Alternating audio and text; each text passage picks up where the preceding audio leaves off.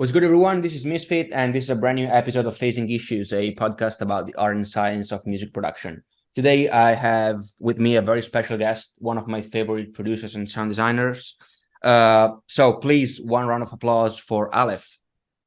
Thank you. It's good to be here. Thank you for joining me today, dude. I guess Absolutely. it's like early in the morning where you live, right? Yeah, well, so it's 11:30 a.m., so I think it's early for a lot of people in the music production Yeah, thing. yeah, So many people stay up absolutely. late. Absolutely. Yeah, all right. So this is a very different episode because like in the previous episodes, I tackled like a specific topic in music production or specific techniques, but with you, since you've been working with a lot of you've been working on like insane music and also like a lot of sample packs. For me, it's a special episode because I wanted to tackle the approach to sound design, which is like a very important thing. So my very first question, just to break the ice, is do you actually have a different approach when it comes to music production, meaning like the track you're doing for like your project and the sample slash kits you're doing for commissions? Yeah, absolutely. That's a great question. This is actually probably the thing I'm like the most passionate about when I talk to other artists like yourself, because I'm always curious about what their process is too. For me, I tend to not do a whole lot of sound design when I'm writing music. I find that it's very easy for me to get distracted and like spend hours messing with a kick or a snare. And it's like, I could have just accepted that the sound is probably not where I want it to be right now, just put it down and then move on later. And that way I'm actually going to finish the song. Cause I know like one thing that happens is for whatever reason, if I don't have like an idea like done in about 3 to 4 days, the song is probably never gonna get I finished. Just feel because that. like yeah.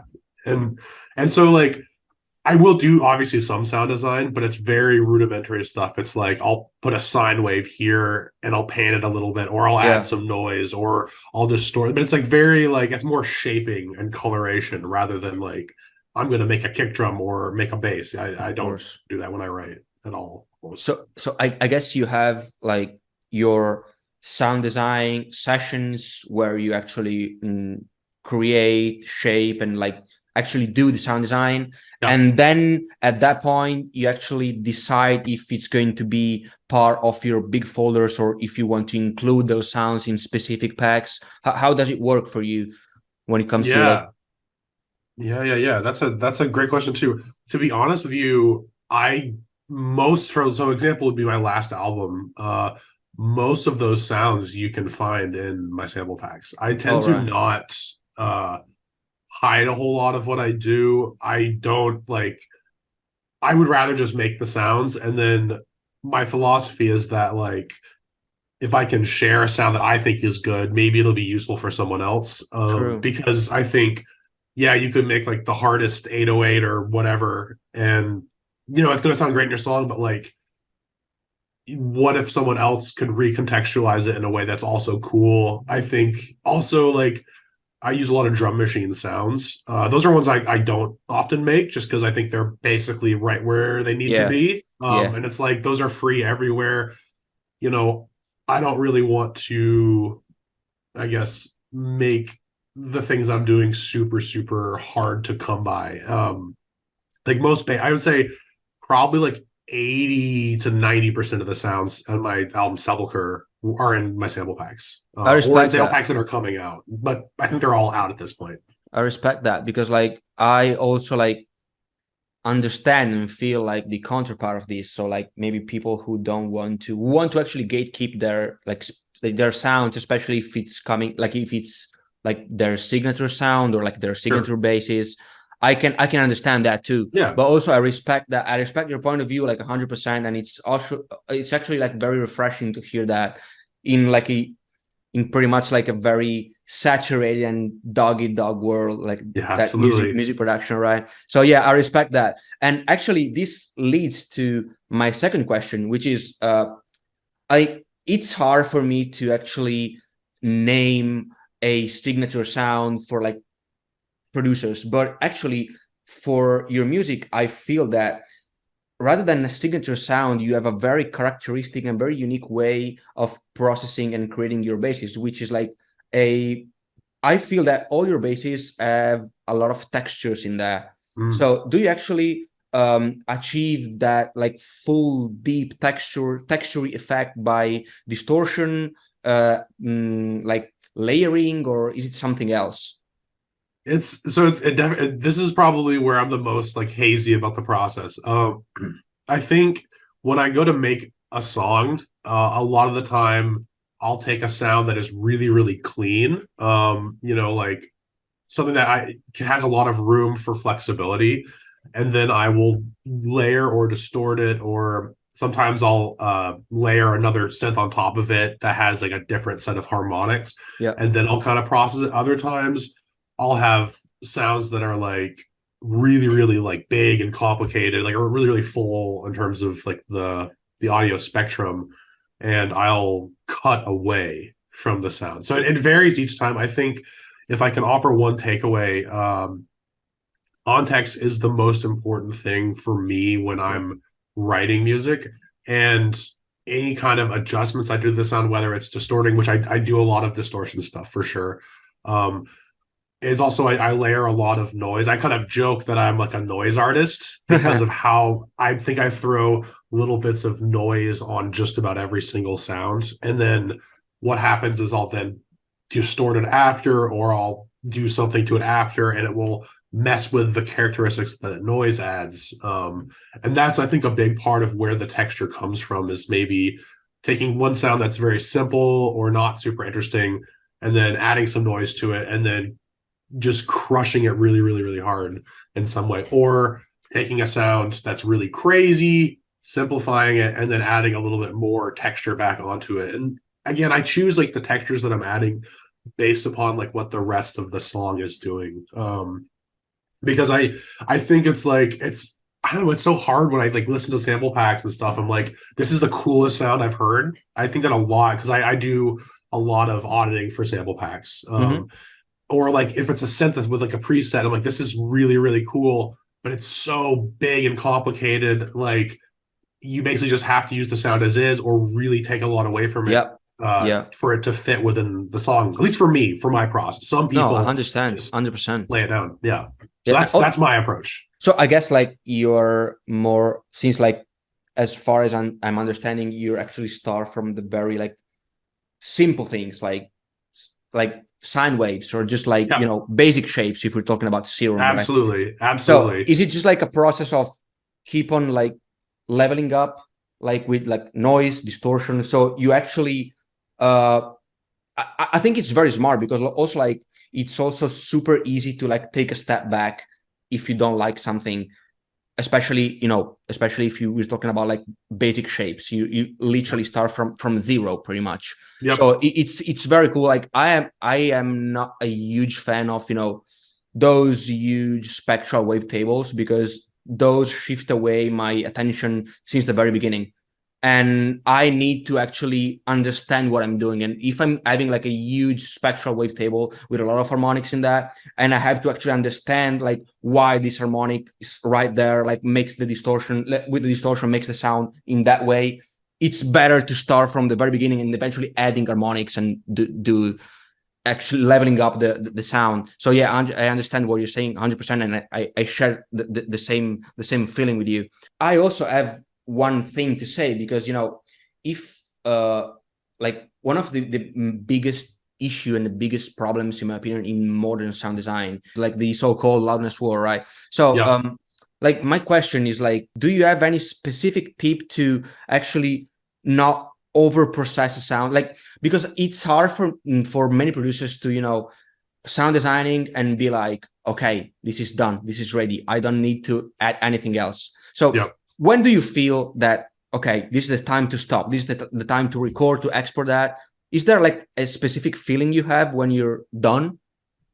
This is a great question. And for the record, I really resonate. Like I experienced that too. I think anyone who's kind of doing more non-mainstream kind of music production stuff, I think is going to be like, okay, like, is this really it? Like, I think it doesn't sound like it does in my head. I think it's important that, to talk that we both, I think, experience this as Yeah. artists.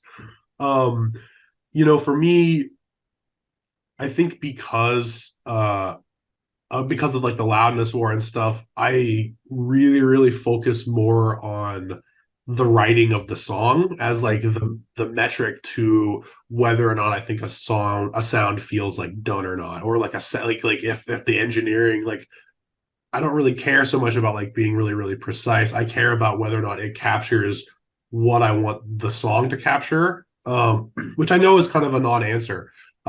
In terms of like kind of ways that I go about it, I think about like, okay, well, like, let's say, I have a buildup and then a drop. What do I want to be the focus? Yeah. Is the sound that I'm focusing on, does it grab my attention? And then that's usually like enough for me to be like, okay, I can move on. I know that once the song is done, you can manipulate it further and further and further, easily, because you have a whole song. You're not going to be like mad and delete the arrangement or whatever, or like not know where to go because you've spent all this creative energy, like screwing around with a bass or something. Yeah. I tend to also rely on removing control, from myself. So like ways that I'll do that is I use Ableton Live for my production, and Okay. there's a lot of really cool Max for Live devices, and some now that I think are built into the most recent version of the software, where you can get some really, really chaotic and weird LFOs, for an example, or Okay. envelopes that you can use to maybe control a sound in a way that like me just twiddling with a controller or clicking around with a mouse Okay. wouldn't be able to do. Or like we could do it, but like we're not gonna, like, you as the artist are gonna listen back to what you're doing, and you're gonna hear that sweet spot. Yeah. And I think that creates an element of excitement for a sound that maybe wouldn't necessarily be there. Another thing that I think that I do a lot in my music, because this actually goes back to the previous question where you were asking about texture.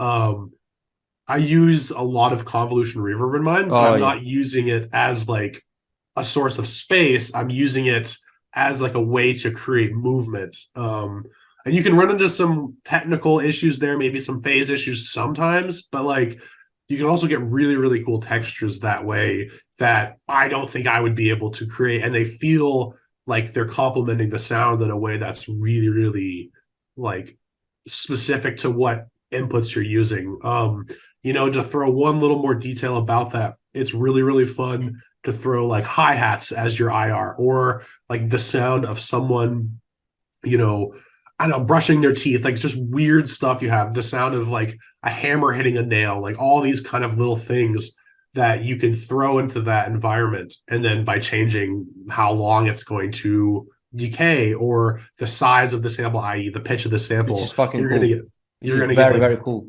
I'm This is glad. cool. It blew my mind when I like first kind of found this for myself. And then you can take that and then apply it to the thing with the LFOs and use that to manipulate the properties of the reverb, getting even more weird sounds. And I think like a lot of times people really talk about like those kind of flashy moments where the sound design is like everything, and you can get a lot of those, but you can also get a lot of things that are maybe more subdued and more functional for like finding a good groove that way. Yeah. And you can generate nearly endless results that way, just depending on how you set it up. And I think finding those weird pockets where you're not making all of the decisions, you're just setting up an environment to make those for you, was really helpful for me and writing music, and not getting discouraged because I can't make the fattest 808, or I can't make like the craziest, neuro bass. That was I always love the that. thing, is neuro. So Do, yeah, hopefully that's not too honoring.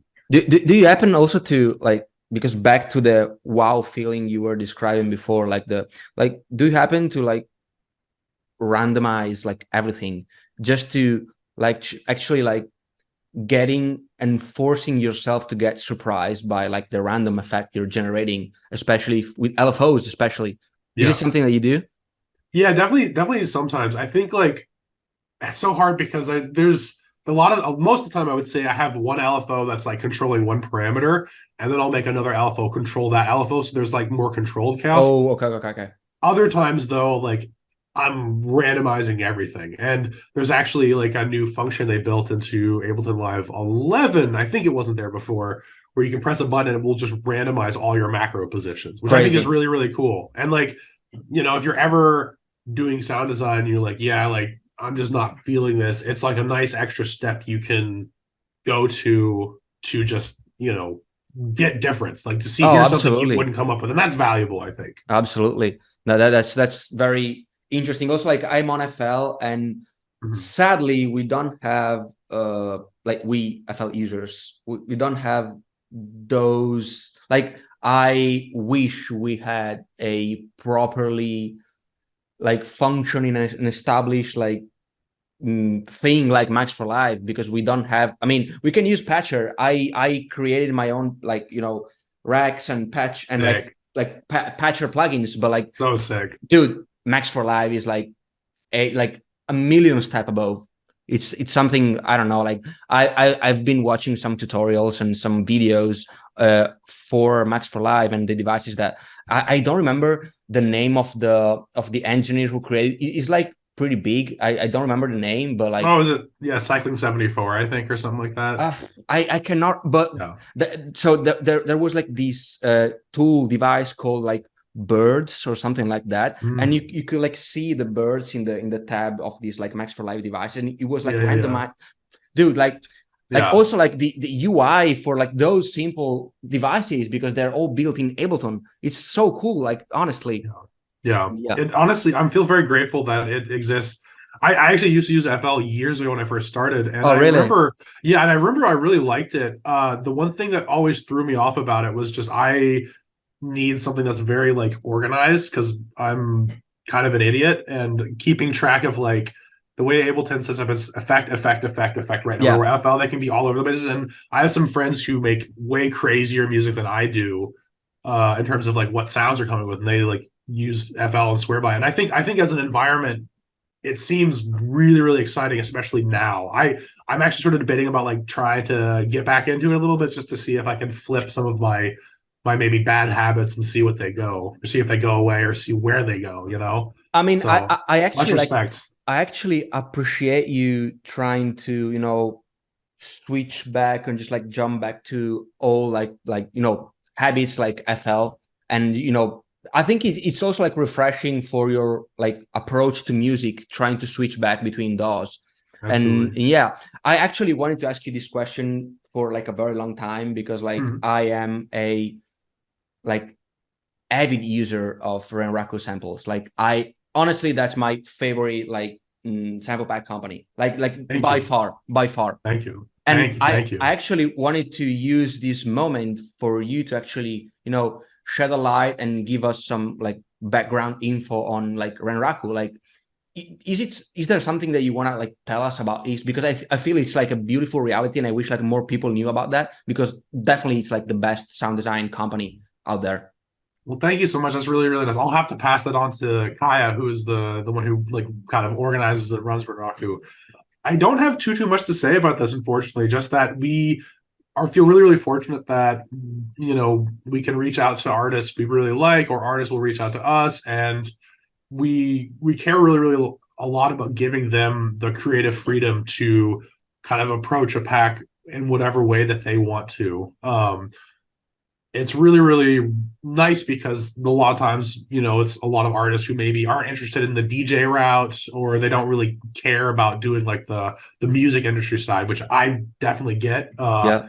It's pretty soul crushing, and it's a nice way for them to be creative in electronic music or hip hop or whatever, without like having a crazy A&R tell them you need to do this, you need to do Yeah. that, or like deal with like using social media to market yourself or whatever. I just think it's like been really, really nice. But beyond that, we really just like to give the artists, we work with, full creative control over it, because I I love think that. we found a lot of luck as a label, by, investing and believing in artists who, maybe their sound isn't right for dance music. Maybe their sound isn't right for whatever country they're living in. There's, whatever scene there Love is where that. they are. Love that. And I mean, you never can make anything happen. Like you can never guarantee anything in the music business, but I think it is important to, if you have a platform and you believe in an artist, to give them the resources. I know Renraku is very, very serious about doing that, and I've certainly benefited a lot from it. I grew up in a very rural place with no electronic music at all in the United Oh, States. So very lucky, I think. I'm in the United States in terms of like the electronic music scene. It seems it's always going here, but it's like I was very far removed from it, and Renraku really gave me a lot of opportunities as an artist. So we continue to do that with Splice. love that. And how many packs did you make for them? Because I have from you, I have one, and Okay. it's like the rave something. Yeah. The And but Apocalypse like Rave. I'm pretty sure that you made more, right? Yeah, definitely. I've made a ton. I don't always do ones like that I put my name on because I like, it's like I basically love like most kinds of music. And I sort of haven't wanted to attach the ALEPH project to things that maybe I feel like don't, like I don't want to market like a hip hop sample pack towards the people who are like interested in my music. So I've done a few hip hop ones. I've done some kind of like techno-y house ones. I've done a few that are much more like uh, maybe geared towards me as an artist, and I think that's been really fun to kind of be able to anonymously be in those worlds Did, did without you like did you make necessarily did you make attach myself. the future garage one? Uh, I did not actually make that one. No, I forget who made that one. Yeah, I I got made, that one too. It's very, very cool. yeah, it's really sick. Yeah, that one's really really good.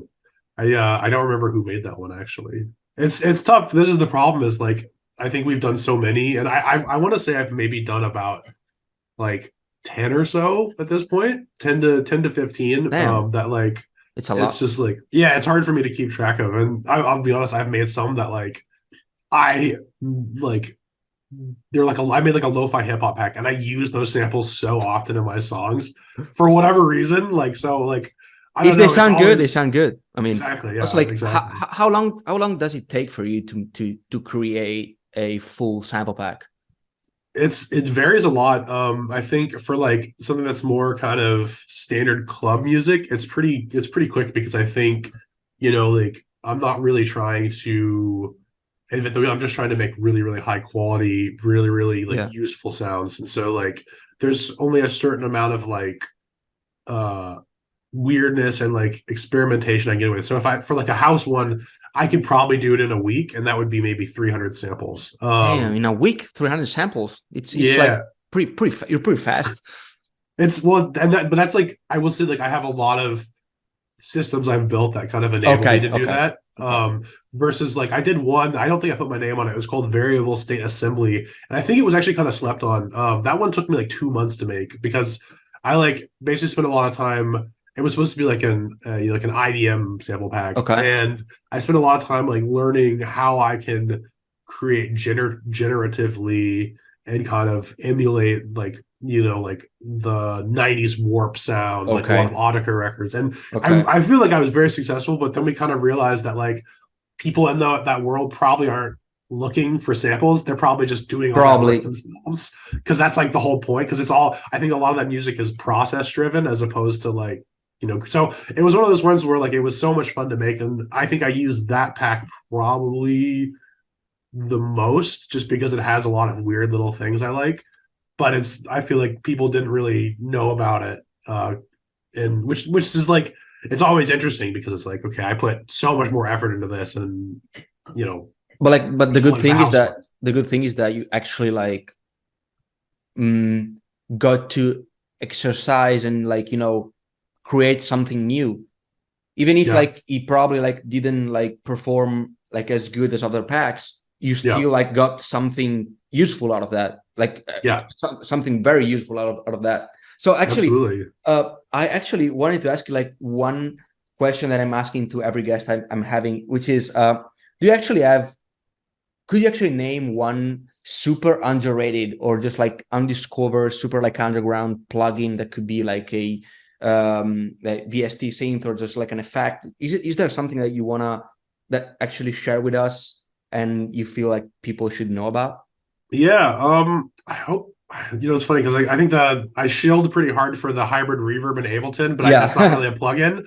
I mean, actually, I mean, I was maybe actually asking for some like third-party plugin. Yeah, for So, sure. That makes sense. That makes sense. I would say uh I think it's still sort of unknown. It's Goodhertz's Lossy plugin. What it is it's essentially like you can use it to emulate like really bad like MP3 codecs and stuff, but it can also okay. do like weird audio glitches. It has a few different settings. I think it's about $80, so it's not the cheapest plugin. But it's like there's some really crazy stuff you can do with it that I've only heard in like some very specific Max for Live devices. And I think because it's third party, it really makes that ability easy to access. Additionally, they're really smart and they made it so a lot of that kind of effect has really, really bad latency issues. Of course. This effect, yeah, this effect doesn't. And I mean, for example, like going back to one of the sample packs I made, there's a mode where it does what's called like packet repeating, which I think it's grabbing like specific sets like of like at sample rate and just repeating them. Yeah. And I was using an LFO to randomly trigger that. And so Okay. you play like a drum beat and it makes it sound like something that like Aphex Twin would have made. Because it's skewing the sound in all these really weird ways and it's jumping around and it maintains the rhythm of the sound. So that's probably my biggest one. I'll say one more. This one's probably not underground. Little Radiator from Sound Toys. I think Oh yeah. a lot of people know that one, but that cooks so many sounds in such a nice way, and it should be more known, even though I think it's pretty widely known. Yeah. Also, like I think it's also like we're kind of approaching like Black Friday, so maybe like a lot of producers like listening to the podcast might actually get some big discount out of that. Also, Yeah, before we wrap it up, I have like my final question, which sure. is again something that I'm always asking to my guests here. So, considering the complexity and the sound design, which song of yours are you most proud of, or would you consider like your best work? And also, if you could afterwards name a song from any other artist that you feel is like unique, especially in the sound design field. Yeah, absolutely. Great question. There's the corny answer for my own sound that's not out yet. The one that is out is on my second album, Sepulchre, the song Below Ground. There was like a moment in that song where like I literally couldn't believe I got the energy that I got out of it. For whatever reason, it just like I mean, I was like dancing in my room, like when I Nice. like made it, and I was like, this is so good. I think I made it by accident too, which is always like kind of the best. I think I copied and pasted Absolutely. something wrong, and it just worked. And so that's probably the answer for mine. You can also hear that Lossy plugin on that one. So not the plug for an artist or a song that I didn't had no involvement in, of course. It's pretty obvious. I'm like a big Floating Points fan, and that song, it's the last two songs on his 2019 record, Crush, Apoptos Part 1 and 2. Like, whatever he's doing for like the rhythm of that song is something that's super special. I'm sure it's some Buchla thing where the rhythm is Yeah. shuffling, but it's like I get goosebumps when I hear that because it's also very, I think, musical too, not just like over the top, like just weird for the sake of word, which I appreciate, but I like a little bit of musicality Of that I course, can of find in course, it too. of course, because like also like let's be real, like it's still music. That Absolutely, we always need musicality, even if it's just like the most atonal shit ever. absolutely, absolutely. And yeah, dude, thank you so much. Like this has been one of my favorite like session and interviews. It's been super fun and also super cool to have you here. And yeah, thank you so much. And I'll see you guys soon.